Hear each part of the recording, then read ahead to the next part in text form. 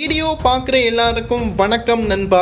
இது உங்கள் wrestling king Tamil. நான் உங்கள் ரகுமான். இன்றைக்கி நம்ம சேனலில் 2024 பேசின் பிரெண்டில் என்ன நடக்கும், என்னென்ன மேட்செல்லாம் கன்ஃபார்ம் பண்ணியிருக்கிறாங்க, மேட்ச் அண்ட் ப்ரிடிக்ஷனை பற்றி தான் இந்த வீடியோவில் நம்ம பார்க்க போகிறோம். அதுக்கு முன்னாடி முதல்ல நம்ம சேனலுக்கு வந்திருக்கோங்க, சப்ஸ்கிரைப் பண்ணி பெல் ஐக்கானை கிளிக் பண்ணி வச்சுக்கோங்க. தினமும் போடுற ரசனை செய்திகளை தமிழ் மொழியில் தெரிஞ்சுக்கோங்க.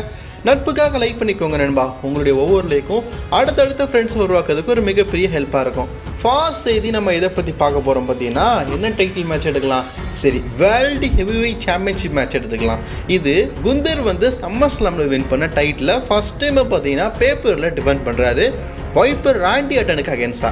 ரசிகர்கள் மத்தியில் ஒரு பெரிய எதிர்பார்ப்பு இருக்குது. என்னதுன்னா, இதில் ராண்டி ஆர்டன் இருக்கிறாரு, கண்டிப்பாக ஒரு சாம்பியன்ஷிப்பை வென்னுவார்னு. பட் ஆனால் நீங்கள் உண்மையை சொல்லுங்கள், குந்தர் தோப்பாரா? இவ்வளோ வருடமாக பார்த்தீங்கன்னா குண்டர்கிட்ட இருக்கிற இன்டர்கான்டினென்டல் சாம்பியன்ஷிப்பை தோக்க வைக்கணும்னு சொல்லிட்டு பல பேர் முயற்சி பண்ணாங்க, முடியலை.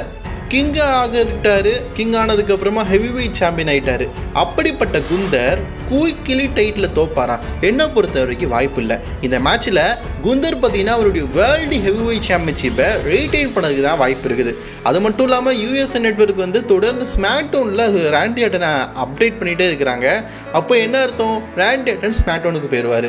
அப்போ ஒரு ஆள் இருக்கிற இந்த சாம்பியன்ஷிப்பை அவர் வெல்லதுக்கு வாய்ப்பு இல்லை அப்படிங்கிறது என்ன அர்த்தம்? என்னை பொறுத்த வரைக்கும் 100% ப்ரிடிஷனாக இதில் ராண்டி ஆர்டன் ஜெயிக்கிறதுக்கு வாய்ப்பு இல்லை. குந்தர் ஹெவிவெயிட் சாம்பியன்ஷிப்பை ரீட்டைன் பண்ண தான் வாய்ப்பு இருக்குதுன்னு நான் சொல்கிறேன். அடுத்த டைட்டில் மேட்ச்சு WWEடைய உமன்ஸ் சாம்பியன்ஷிப் மேட்ச்சு. இதாவது women's tag team championship match. நீங்கள் உமன்ஸ் சாம்பியன்ஷிப்புக்கு போகண்டா, women's tag team championship match. இந்த மேட்ச் யாருக்கெல்லாம் நடக்குன்னு உங்களுக்கு தெரியும்.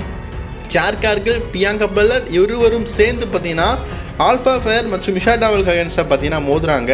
இதில் நிறைய ட்விஸ்ட் அண்ட் திருப்பங்கள் எதிர்பார்க்கலாம். ஃபஸ்ட்டு ட்விஸ்ட் என்ன தெரிஞ்சிங்கன்னா, இதில் பியாங்கா பெல்லர் ஒரு ஹீல் கேரக்டர் பண்ண வாய்ப்பு இருக்குது. பியாங்கா பெல்லர் ஹீல் கேரக்டர் பண்ணி பார்த்துருக்குறீங்க? இல்லை, அவங்க ஹீல் கேரக்டரே பண்ணது இல்லையே பாஸு, பண்ணால் தானே நம்ம பார்க்க முடியும். அதை பார்த்தீங்கன்னா நம்ம ஹீல் கேரக்டரை பார்க்கலாம். இப்போ ஜார்கார்கள் இப்போ தான் வந்திருக்கிறாங்க, வந்த உடனே அவங்க ஹீல் கேரக்டர் பண்ணால் நல்லா தான் இருக்கும். பட் ஆனால் நம்ம எதிர்பார்க்குறது என்னது? இந்த இவங்களுக்கு ஒரு பிரிவு ஏற்படும்.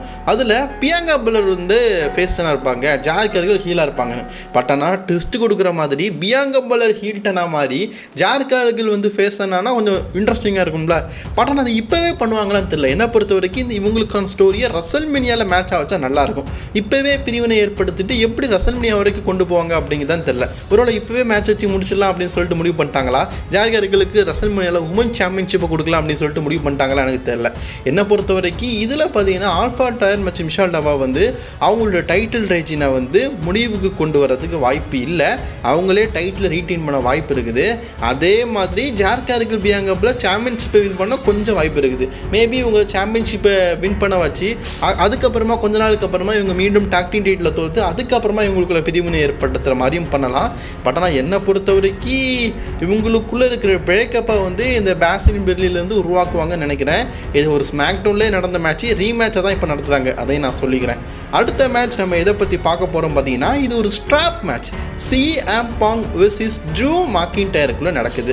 அதுக்கு முன்னாடி நான் உங்களுக்கு ஒரு விஷயம் சொல்கிறேன். ரஸ்லிங் கிங் OG, நம்ம ஒரிஜினல் ரஸ்லிங் கிங் தமிழ் மீண்டும் பெறப்படுறதுக்காக மீண்டும் அந்த சேனலில் வீடியோ போட போகிறோம். ரஸ்லிங் கிங் OG உங்கள் எல்லாருக்குமே தெரியும். நான் வீடியோ போட்டாலே உங்களுக்கு நோட்டிஃபிகேஷன் வந்துடும். பட் இருந்தாலும் சில பேருக்கு தெரியாது.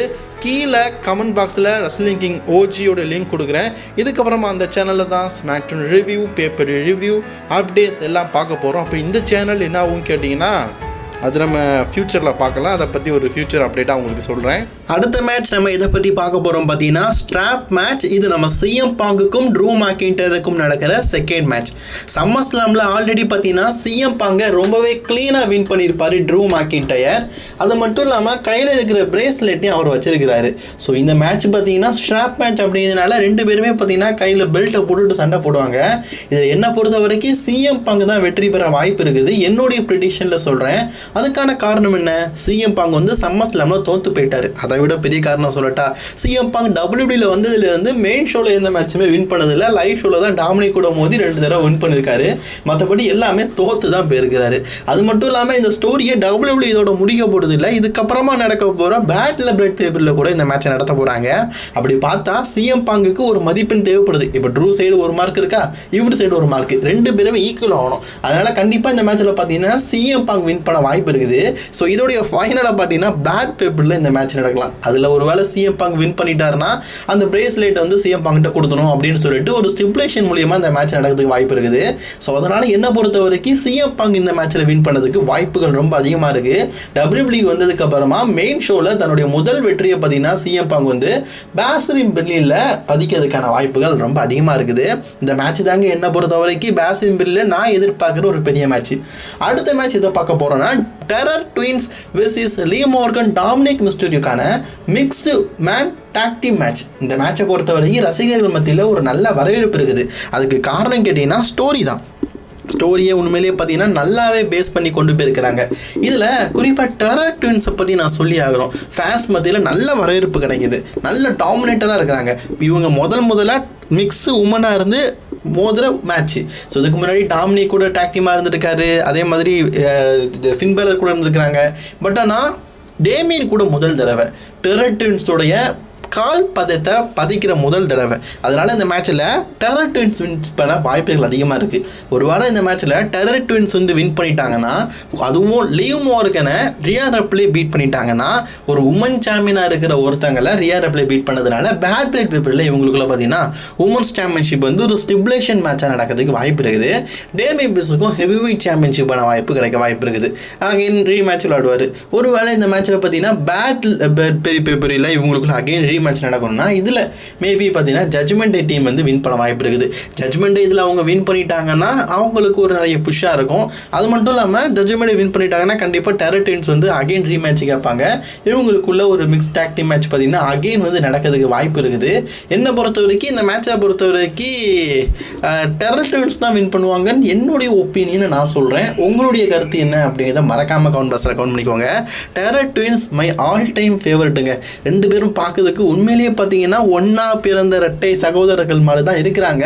இது என்னுடைய கருத்து. உங்களுடைய கருத்துக்களை நீங்கள் மறக்காமல் நம்ம கமெண்ட் பாக்ஸில் கமெண்ட் பண்ணிக்கலாம். ஸோ பேசின் பிரின்ல பொறுத்த வரைக்கும் மொத்தமே 5 மேட்ச் தான் WWE கன்ஃபார்ம் பண்ணியிருக்கானுங்க. பேப்பருக்கு தான் பார்த்தீங்கன்னா நிறைய மேட்ச் நார்மலாக நடக்கிற, அதாவது பெரிய பேப்பருக்கு தான் 6 மேட்ச், நார்மலாக நடக்கிற பேப்பருக்கு 5 மேட்ச் தான். ஃபைனலாக இந்த மேட்சை பற்றி பார்க்க போகிறோம். பார்த்தீங்கன்னா the American nightmare Cody Rhodes versus Kevin ஓவன்ஸுக்கு நடக்க போகிற undisputed WWE universal championship match. இந்த மேட்சை பொறுத்த வரைக்கும் நீங்கள் கெவின் ஓவன்ஸோடைய ஹீல்டன் தனத்தை பார்த்தீங்கன்னா பெருசாக எதிர்பார்க்கலாம். அந்த ஒத்த காரணத்துக்காக தான் பேசின் பிரின்ல இந்த மேட்சை நீங்கள் எதிர்பார்க்கலாம். மற்றபடி சொல்லதுக்கு எதுவும் இல்லை. என்னங்க சொல்ல, ஒரு டாமினேட்டை கொடுப்பீங்கன்னு பார்த்தா சோழியை உருட்டி தாயம் விழுவும் அப்படின்னு ஈஸியாக கணிக்கிற மாதிரி ஒரு சோவி. அதில் ஈஸியான ஒரு ப்ரிடிக்ஷன். சரி, கெவின் ஓவன்ஸோடைய ஹீல்டன் தானே தான் நல்லாயிருக்கும். இதெல்லாம் அஃபிஷியலாக பேசின் பிரின்ல கன்ஃபார்ம் பண்ணிக்கிற மேட்ச். இந்த மேட்சை பற்றி சொல்லலையே. இந்த மேட்சோடைய ஸ்டோரி ரொம்ப நல்லா தான் இருக்குது. பட் ஆனால் இன்ட்ரெஸ்டிங் இல்லை. சரி, ஓகே. இந்த மேட்சை பொறுத்த வரைக்கும் கோடி ரோட்ஸ் தான் பார்த்தீங்கன்னா அவருடைய டைட்டிலில் ரீடைன் பண்ண போகிறாரு. அது மட்டும் இல்லாமல் டேட் அண்ட் டைமை பற்றி நம்ம ரெஸ்லிங் கிங் 2.0 சேனலில் போட்டுட்டோம். நீங்கள் ரெஸ்லிங் கிங் 2.0 தெரிஞ்சுக்கிட்டாலும் நான் இப்போவே சொல்லிக்கிறேன். கரெக்டாக பார்த்தீங்கன்னா இந்த வாரம் நடக்க போகிற ஞாயிற்றுக்கிழமை அக்டோபர் 31 காலையில் இல்லை, நள்ளிரவு 10:30 மணிக்கு கிக் ஆஃபு, 11:30 மணிக்கு மெயின் ஷோ. பார்த்துக்கோங்க சரிங்களா. மறக்காமல் நம்ம ரெஸ்லிங் கிங் தமிழ் சேனல் இருக்குல்ல, ஓஜியரா, அந்த சேனலை சப்ஸ்கிரைப் பண்ணி வச்சுக்கோங்க. அப்போ தான் அந்த சேனலில் போடுற ராஸ் மேட்டன் ரிவ்யூ, பேப்பர் ரிவ்யூ எல்லாத்தையும் நீங்கள் பார்த்துக்கலாம். ஸோ ரெஸ்லிங் கிங் ஓஜியில் உங்களை சந்திக்கிறேன். முக்கியமாக லைவ் உண்டு, இன்றைக்கி நைட்டு லைவ் உண்டு. ஸோ லைவில் எல்லாருமே பங்கேற்றுக்கோங்க.